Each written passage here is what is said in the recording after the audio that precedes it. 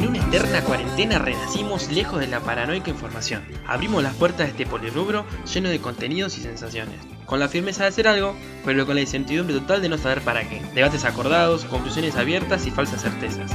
Estamos acá para hacerte compañía.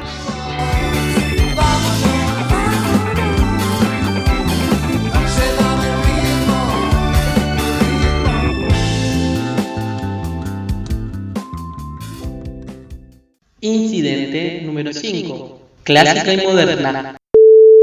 Para hablar de la modernidad, creo que lo mejor que podemos hacer en este momento es tomar lo que el compañero Hobsbawm definió como el siglo corto, ¿no? Esto de que va de la Primera Guerra Mundial hasta la caída de la Unión Soviética, es decir, 90 añitos o 80 añitos, una cosa así. Porque es en este momento de la modernidad que podemos ver, capaz con más claridad o con más registro, lo que se proponía como teóricamente, por decirlo así, y en la práctica la modernidad. Esto de tener a los Estados-nación tan sólidos, de tener a las instituciones, instituyendo, valga la redundancia, las matrículas escolares, de ver los trabajos, los tipos de trabajos que se hacían, el sistema de salud, el sistema penitenciario, un poquito jugar con todo eso. Y creo que en este siglo corto que menciona Hobsbawm vemos el techo y el piso, o el subsuelo tal vez, de lo que fue la modernidad. Si bien la modernidad arranca con la Revolución Francesa y con la Revolución Industrial, viste, como medio difusa ese inicio, puedo afirmar que el techo y el piso están en el siglo corto. ¿Por qué? Porque vemos el gran despliegue que fue para todos los países, como mencionaba previamente, esta escolarización, este trabajo, este desarrollo de las naciones, tanto en su historia como en sus sistemas internos, y a la vez podemos ver el piso, o sea, lo peor, si la modernidad venía a traernos el progreso, el iluminismo, a la razón, sustituyendo a la religión, tuvimos 2 guerras mundiales descomunales y 2 bombas nucleares, o sea, la inteligencia, el razonamiento del hombre atentando contra el propio hombre. Entonces, esos son como los altibajos. En menos de 100 años tenemos esto, tenemos el orden y progreso de Mano do Brasil, o sea, para tomar de referencia, y a la vez tenemos las catástrofes más grandes de la humanidad, incluyendo también lo que fue la Guerra Fría y todas las microguerras y microenfrentamientos que tuvieron alrededor de estas dos grandes potencias. Tienen mucho más en parecido de lo que nos hacen creer que tienen, ¿no? Acá mi compañero experto en Unión Soviética, Rusia y contenidos socialistas nos puede ilustrar mejor esta situación, demostrar las similitudes que tienen y cómo son parte también de la misma modernidad cuando las querían polarizar como si fueran dos sistemas totalmente opuestos, ¿o no? Sí, yo creo que primero que nada la modernidad surge como, bueno, nada, más allá de los comienzos y de los finales, creo que es un movimiento filosófico, pero que sobre todo se encuentra, o sea, y se encontró siempre subordinado a la economía. ¿En qué sentido? Los estados-nación creo que en parte también surgen para darle un marco jurídico de protección de propiedad privada a las distintas empresas. Y es en función de eso que se empieza a ordenar la sociedad con la división de poderes, la organización de un estado-nación que implica la organización también de la sociedad al interior, en lo que respecta, o sea, en diferentes niveles de evolución de salud o de educación. Y es ahí, por ejemplo, en el ámbito de educación es donde empieza a entrar como el rol de la ciencia y de la técnica para la evolución del conocimiento aplicado a la evolución tecnológica que va a permitir mayores ganancias económicas. Entonces, creo que este factor es central porque al fin y al cabo la modernidad como tal, en el fondo de la cuestión y en mi opinión, creo que siempre estuvo subordinada al crecimiento económico. Ahora bien, yendo al punto este de la Unión Soviética y del capitalismo occidental, por ponerle algún nombre, o sea Gran Bretaña, después Estados Unidos y, bueno, la lógica de producción capitalista, lo que hubo en discusión no fue el modo de producción de la sociedad, sino más bien el modo de apropiación de la riqueza. Porque, por ejemplo, en una situación capitalista occidental, la apropiación de la riqueza se da por parte de la propiedad privada. Entonces el que se queda con la plata es el capitalista o el terrateniente, pero sobre todo el capitalista, y en el cambio en la Unión Soviética esa riqueza generada, entre muchas comillas, se la queda al pueblo. ¿Por qué? Porque no existe la propiedad privada. Entonces, desde ahí es que decimos que lo que está en discusión no es el modo de producción ni el modo de vivir, por decirlo de alguna manera, sino que en el fondo lo que se discute enormemente es la apropiación del excedente y cómo se reparte, sobre todo. Tal cual. Una pequeña comparación para ver que son sistemas analógicos de cierta manera.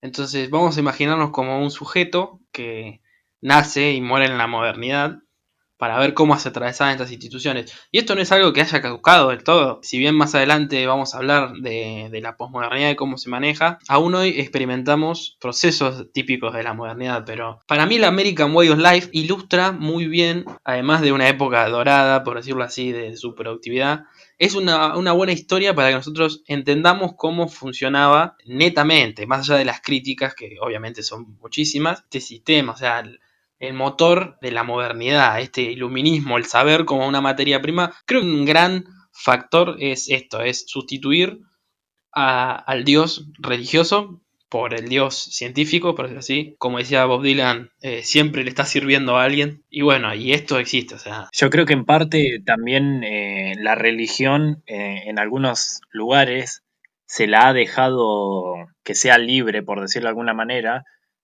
siempre y cuando sea en función de lograr una transformación cultural que posibilite mejores y mayores ganancias económicas. Es cuando la religión no te sirve para eso, lo mismo que las drogas, pero las drogas ya sería un ámbito más científico. Si eso no sirve para lograr maximizaciones de ganancia económica, hay que descartarlo. Y ese es un poco, creo, el rol que se le va a asignar en algunos lugares de Estados Unidos al puritanismo, y es como, por ejemplo, la Unión Soviética desestima a la Iglesia Ortodoxa y a todo lo que tiene que ver con el oscurantismo, con bueno, la religión, las creencias, las supersticiones, toda esa cosa que no ayuda a que el obrero sea productivo en una fábrica, digamos. Y el curioso caso de, entre comillas, la religión de los obreros, que sería tal vez el cristianismo, ¿no? O sea, podemos discutirla por muchos lados, pero esto del carpintero, del trabajo comunitario, ha ahondado mucho en Latinoamérica y no podemos desconocer la vinculación del cristianismo con el peronismo, que tal vez sea uno de los, si no es el más momento histórico de productividad de nuestro país. Entonces es la religión también una institución más dentro de los estados-nación en esa estructura que hacía funcionar todo. Bueno, pensemos entonces, uno nacía, obviamente la familia, mamá, papá, heteronórmica por decirlo así, tradicional, nada de cosas raras, naces, te bautizan, ya estás, primero es una decisión que no tomaste vos, y segundo, ya estás formando parte de una comunidad ahí al toque. Y comienza esto de aplicarte la modernidad en todo su grosor. Entonces, tu casa, si eras nena, jugabas a la cocina, jugabas a la mamá, a la maestra, los roles femeninos asignados para esta época.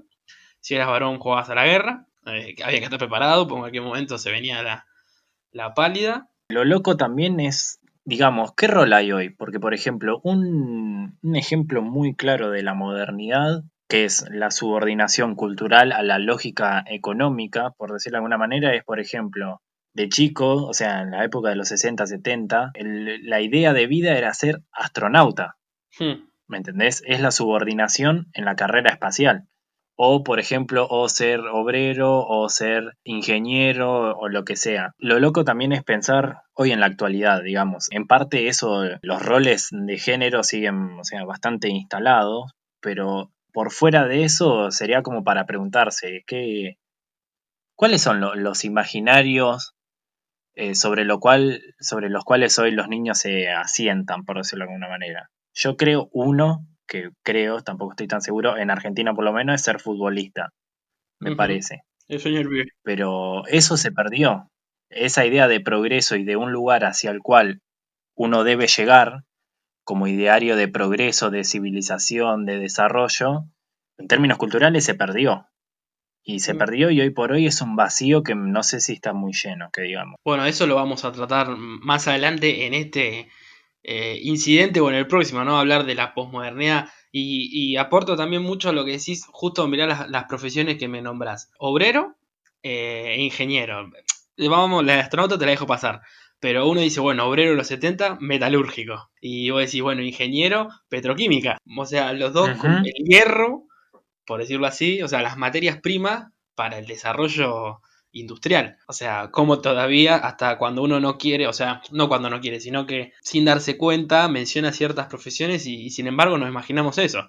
O bueno, acá los ferrocarriles, las telecomunicaciones, muchas cosas. Entonces, bueno, seguimos jugando a esto y ya vamos replicando ciertas cosas porque nosotros le vamos haciendo caso a mamá, que mamá también le hacía caso a papá, porque bueno, es así, o sea, patriarcalmente el tipo estaba destinado a mantener la casa y la mujer a criar a los niños.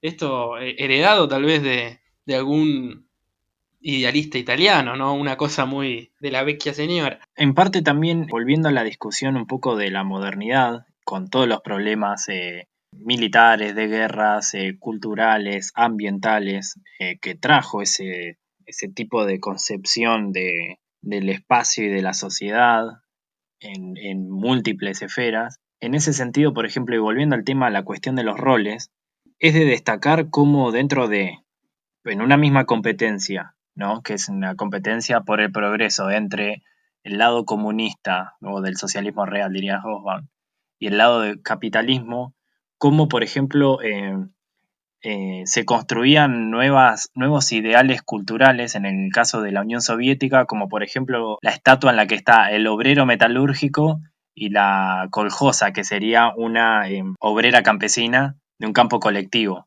Y cómo este simbolismo, por ejemplo, comparado con el capitalismo, uno encuentra en las plazas, en los lugares públicos, que todos los referentes son militares, hombres, próceres, masculinos, y cómo sin embargo, y con todos los problemas que tenía la modernidad como tal, en su concepción total, cómo es que los tipos lograron desarrollar dentro de esa sociedad una especie de ideario en el cual el hombre y la mujer se unían para el futuro y para el progreso. Los tipos cambiaron un poco ese rol de la mujer en la casa, un poco, no mucho. Lograron transformar culturalmente a una sociedad que mandaba a la señora en la casa y al hombre a trabajar, todo en pos de el progreso, por decirlo de alguna manera. También hay que decir que en el lado capitalista un montón de mujeres durante la guerra y luego ya posguerra han trabajado, pero el rol era otro. El rol era otro en el sentido de que, Era secundario, era un aporte más a la casa. claro, no, y también era una manera de competirle al trabajador, por decirlo de alguna manera. Era una estrategia del patrón de bajarle del salario al hombre. En cambio, en la Unión Soviética vos pensás que tenés pleno empleo y tenés los bienes asegurados. O sea, casa, salud, educación, vivienda. Entonces, es una contribución más como hacia el sistema en general que a tu beneficio particular. Y que aún hoy las mujeres cobran menos por hacer el mismo trabajo que un hombre. O sea, ahí está también en bajarle el precio a todo. Es una locura que te paguen menos por hacer lo mismo. Y que en la Unión Soviética, por ejemplo, el aborto. El aborto de 1917, la otra vuelta estaba mirando. Por eso a veces cuando la discusión se torna en, bueno, los tiempos de antes eran otra cosa y hay que mencionar que antes también había ideas recontra progre, por decirlo de alguna manera. Los tipos en 1917 te habilitaron el aborto, en 1930 te clavaron una estatua que había un hombre y una mujer a la misma altura, aunque así no lo fuera igual, ¿no? Porque digamos políticamente eran todos varones, lo de los comités centrales eran todos gordos burócratas, pero sin embargo en la base, En lo simbólico. sí, y en la base, en el acceso general de las cosas, había una paridad mucho más grande. Con la fuerza que tiene también los significantes en la Unión Soviética, en sentido, hasta en su estética. Bueno, y nosotros, de este lado, capaz para compararlo con American Way of Life, que es más cómodo para hacer esta comparación, como si fueran paralelas. Terminamos de hacer nuestra primera socialización con nuestra madre en nuestra casa, entendiendo cómo funcionan esas reglas, y eso que aprendimos de chiquitos se va a ir replicando a lo largo de toda nuestra vida. Bueno, y una vez adquiridas todas estas normas, ya que sean normas de normal, ya nos va indicando cosas, podíamos ingresar en el sistema educativo, donde se replicaba un poco eso también, por este fenómeno también de todas las maestras primarias que sean mujeres, esta figura entre materna de la autoridad se va a replicar y ya va a comenzar a disponer los espacios de cierta manera. Bueno, hay un orden, ciertas filas, ciertos tiempos de trabajo, ciertas formas de poner el cuerpo, qué tiempo para qué cosa. Es como la República de los Niños, ¿viste? Ya hasta el nombre, la República. Es como algo pequeño que se va a ir replicando hacia estratos más grandes. Ya en la escuela nos enseñaban cómo había sido compuesta la historia de nuestras naciones y nos iban indicando qué rol íbamos a ocupar. Hay mucho currículum, diseño, por decirlo así, de esos años en los que, bueno, los hombres hacían ciertos talleres más bien relacionados con la manufactura, tal vez con lo eléctrico, el taller, algo así como los trabajos, mientras que las mujeres hacían cursos, esto todo dentro de la escuela, de economía doméstica y cómo mantener una casa y demás. Bueno, y de ahí, ¡pum!, saltamos a que te sueltan al mundo y vos tenés que trabajar. Y en las fábricas y en la mayoría de los espacios de trabajo se va a seguir respetando esto. Un tiempo para comer, un tiempo para trabajar, para producir. Y a todo esto las relaciones sociales van a seguir. Ahí vemos, tipo, en un volver al futuro, cómo se van entrelazando estas cosas. La pertenencia bueno, yo soy de tal escuela y tengo mi grupito, o tengo acá en Argentina mi club, con el éxito que tuvieron los clubes acá en el país también, de cómo ese sentido de pertenencia y de comunidad se iba cada vez agrandando más hasta que se consolida, o sea, te sentís como parte de un todo de una nación. Ahora, ¿qué pasaba? Vos tenías diferentes recorridos que ibas a terminar si infligías con esta norma, por ejemplo. Esto implicaba que vos aceptes ciertos tipos de leyes, tácitas o no, en las que acordás la convivencia con el resto de los ciudadanos. Ya estaban incorporados con esta ley. Entonces vos podías romper esas leyes y terminabas en un espacio reformatorio, por decirlo así, que era la cárcel, por un lado. O podías romper las normas en lo sanitario, porque eras diferente, tenías alguna patología o algo, entonces también te iban a ir a curar al hospital. O te podían llevar al manicomio porque eras un anormal, estabas por fuera de la norma y hasta que te arregles y para ser reincorporado a la sociedad. Entonces, la matriz del Estado iba delegando pequeñas lógicas a todas las instituciones que lógicamente instituían las normas de convivencia, que después se podía ver lo instituido y lo instituyente peleándose, pero que en su esplendor funcionaban así. Y ahí está también lo que radica esto de la ciencia, del iluminismo siendo el nuevo Dios, porque todas estas cosas se hacían con justificación y con avales científicos, por decirlo así. Bueno, un poco previo, ¿no? Pero que afectó mucho a la modernidad, que es el darwinismo, esto de la evolución y esa cosmovisión de las cosas que evolucionan, va acompañado con esto del progreso, de cosas que se van complejizando.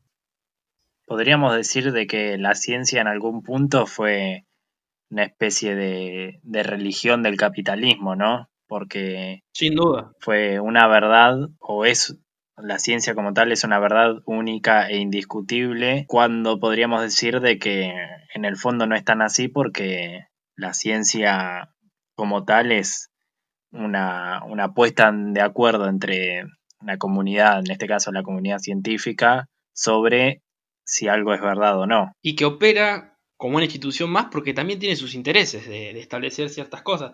Por eso mencionar esto del darwinismo como la selección natural dio lugar a pensar un darwinismo social, donde, o algo así similar a la meritocracia, donde cada uno tenía lo que se merecía en base a su esfuerzo y que era supervivencia del más fuerte, del más apto a la sociedad. Bueno, podríamos decir de que esa teoría se desencadenó con la Segunda Guerra Mundial. O sea, en el fondo la guerra se dio por esa lógica expansionista alemana, pero una lógica, te diría en general, expansionista de los imperios europeos. Es algo que, bueno, que atravesaba, te diría, toda la sociedad occidental. Sí, y visto también desde un punto, lo que pretendía el nazismo en plantear esta superioridad étnica y racial, no es algo exclusivo del nazismo, o sea, es algo que también pasaba en Estados Unidos, esto de, por citar un ejemplo, o sea, más allá de la segregación racial que había hacia los negros, hacia los afrodescendientes, sino también a ponderar a el norteamericano como el elegido por Dios y por la ciencia para guiar al siglo XX, también hacia el progreso, la libertad y la democracia y todas esas cosas que a los yanquis les encantan. Pero vemos cómo opera todo en un conjunto. Bueno, estas son pequeñas ventanas que se abren para seguir explorando cómo es la modernidad y cómo funciona. Había un montón de micro mecanismos que hacían esto posible. Pero ahí vemos cómo el sujeto nacía y se impregnaba de los significados de esta sociedad y terminaba siendo un producto sano, o no tan sano, de esta socialización. Y estos consumos, o sea, identificarse a través de los consumos, hizo que el mercado también caminara mucho más, desde la automotriz hasta los medios de comunicación, hasta los electrodomésticos, era todo, todos los días era una instancia superadora, porque esto era progresivo, era un desarrollo, una evolución, entonces cada vez había mejores radios, había mejores autos, y había también mejores drogas legales para que el ciudadano siguiera no te digo que inerte a lo que pasaba alrededor, pero sí que funcionara arreglado, lo que hizo también crecer mucho a las empresas farmacéuticas. En ese sentido, como todas las matrices apuntaban no solamente a la producción y reproducción simbólica que hacía posible, o sea, que generaba ciudadanos que hacían posible, a su vez, el Estado-Nación, sino también que lograron impulsar un consumo tal vez nunca antes visto en la historia mundial, lo que hizo posible mantener cierta estabilidad económica en muchos lugares del mundo que tenían este capitalismo. O fíjate que la modernidad deja de ser funcional a la evolución económica, bueno, a partir de lo que los economistas liberales denominaron como la tasa de decrecimiento de la economía, o una baja en la tasa de crecimiento, por decirlo de una manera más específica. Y es ahí cuando la modernidad, los proyectos colectivos, la idea de progreso, la cuestión de la comunidad, todas estas lógicas, sobre todo culturales, se rompen. Se rompen porque simplemente ya no servían más para la lógica económica. Lo que sí se va a seguir manteniendo, y sobre todo de las ciencias naturales, creo yo, o más positivas, es esta lógica de la evolución de la ciencia al servicio de la evolución económica. Y es ahí donde algunas ciencias más sociales se despegan de esta cuestión del darwinismo social y del traslado de las lógicas de ciencia formal a las ciencias sociales, porque básicamente no ayudaban a construir un mundo mejor, porque parte de, o sea, muchos de los problemas de la modernidad también repercutían sobre los propios hombres. Entonces se genera una ruptura del capital con la modernidad como todo, como un todo, y a su vez se genera una ruptura de la sociedad con parte de la modernidad al no cumplir las expectativas que en ella se depositaban. Y cuando digo en ella, digo en la escuela entendida como tal en el fin del siglo XIX, principio del XX, en los sistemas de salud, en los sistemas de organización de la comunidad, de como pueden ser los clubes, bueno, en un montón de ámbitos en el cual reposaban los deseos de una sociedad mejor que la modernidad no terminó de ofrecer. Sí, es el agotamiento de las instituciones provocó que ciudadanos defectuosos, por pensarlo así, que ya venían, o sea, en una sociedad que ya cargaba con estragos, porque no es, o sea, nosotros abrimos este abanico de la modernidad para ver, entre comillas, lo bueno y lo malo, no ni defendiendo ni levantándolo, sino diciendo esto fue así, no objetivamente, obviamente, estamos atravesados por nuestra propia nuestros propios intereses, pero que es útil reflexionar cómo funcionaba la modernidad en su auge, por decirlo así. La misma modernidad que levantó países y que, bueno, produjo dos bombas atómicas, dos guerras mundiales, la Guerra Fría, millones de asesinatos. Es útil esto para ver qué cosas tenemos hoy de eso y también para entender y no juzgar a instituciones.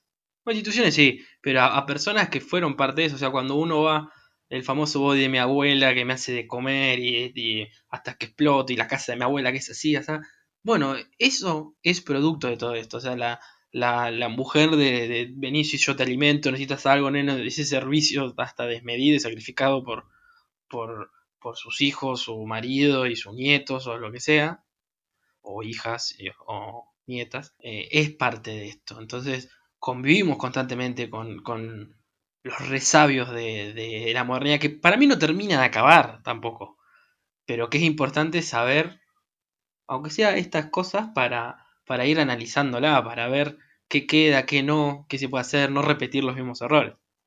Y lo que nos queda preguntarnos es, así todo con todos estos problemas que trajo aparejada la modernidad, el cambio, ¿fue para mejor?